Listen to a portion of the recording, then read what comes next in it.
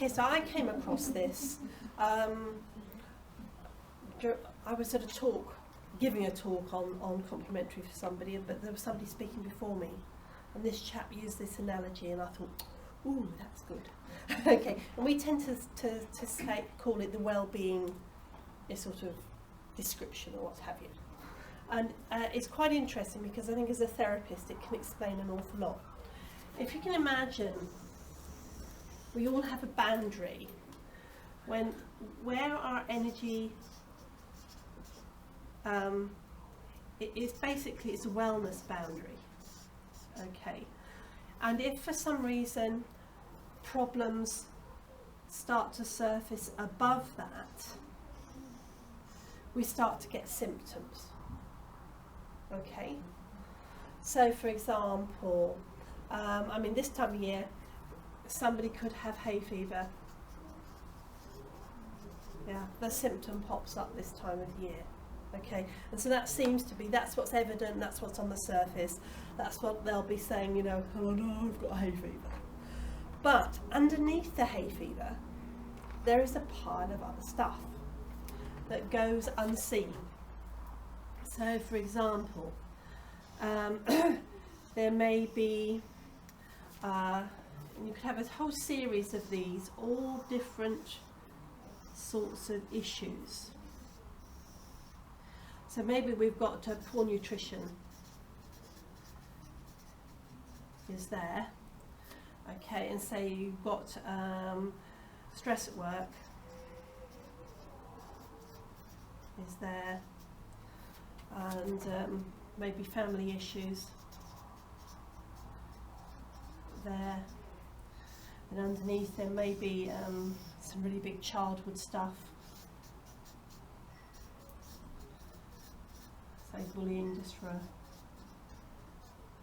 okay, and then maybe there's something underneath that there's inherited tendency, say towards arthritis or something like that. So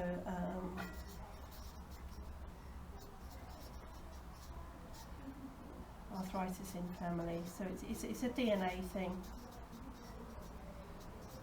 Okay, so just an example of what's actually underneath the hay fever. Okay, so there will be choices of doing it, and if you did it in an allopathic way, you know, doctor's way, you just go and get some whatever, you know, get rid of the hay fever. So hay fever's gone, symptom free, but well, yeah. So the hay fever disappears, but there's all that underneath. The next one comes up. It could be something else, yeah.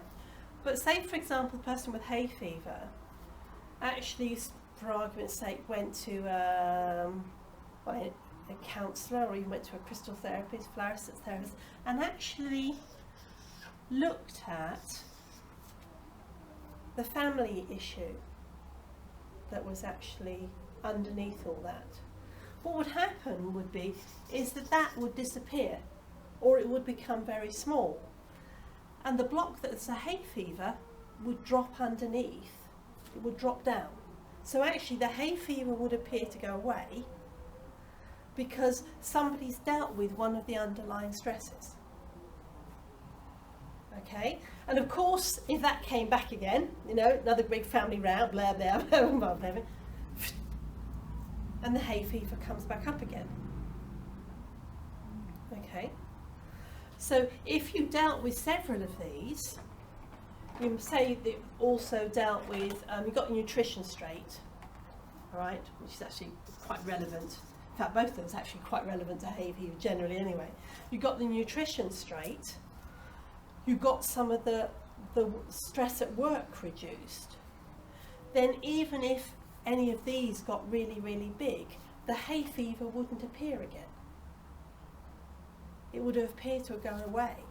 Because even if you then added stress to this, there would still be a bit of a reserve between the top of the pile of the various stresses underneath and when the symptoms emerge. Okay? Do you get the drift of how that one works? Mm-hmm. Now the important thing of looking at this way is you can imagine if you had a client who had stacks of this stuff, all right, and you were seeing, they came to you over a period of time and you were gradually moving away because you were doing priority stuff. You weren't just doing what I call elastoplast stuff. You weren't doing the stuff on the surface. You were working away at all of these. And you get to a point, say, that the hay fever at the top is really, really, really, really small. You know, you've worked for months, but there's still some physical symptom left. And then that person disappears off to, say, an acupuncturist.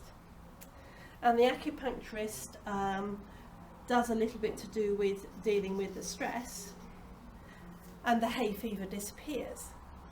And so in this client's eyes, the acupuncturist has healed the hay fever. Mm. But in fact, all the acupuncturist has done has happened to have been the last person to relieve some of the stress. And so what appears to be a miracle curing, inverted commas, is actually, and it's unfortunate it's not been you, it's actually been because of all the work that's gone before, and it just so happened that someone came along and moved another bit out of the way. Do you ever get it where initially you're dealing with, say, one of the first ones Oh, and yeah. it gets worse for a minute? Yeah, quite likely. Yeah. Yeah, because the thing is for example, say something here is if